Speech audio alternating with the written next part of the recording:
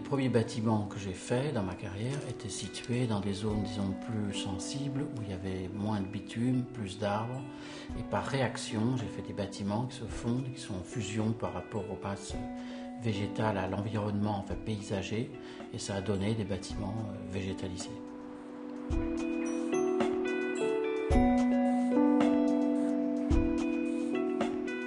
Je travaille aussi sur un registre qui est aussi émotionnel, qui est un registre des saisons, des couleurs, des odeurs. Par exemple, la glycine, ça a un parfum.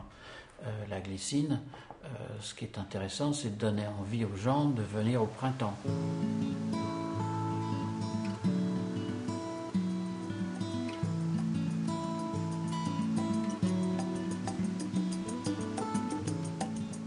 Nous sommes précisément à Jupille, qui est un bourg, enfin Jupille, à 1 kilomètre du bourg de Jupille, et on est à l'orée de la forêt de Bercé, qui est une très grande forêt domaniale. Bon, ce que les architectes ont voulu d'ailleurs, c'est qu'on s'intègre un peu dans cette forêt.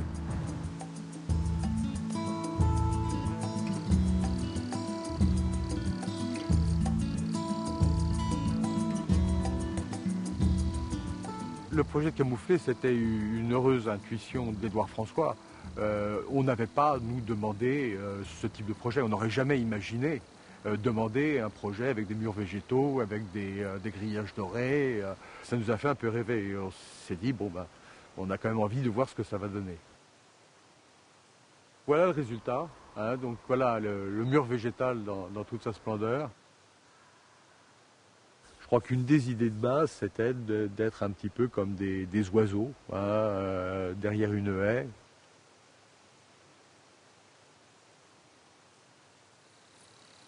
On accueille beaucoup de familles, donc les enfants sont toujours en pleine nature, donc c'est ce qui plaît énormément.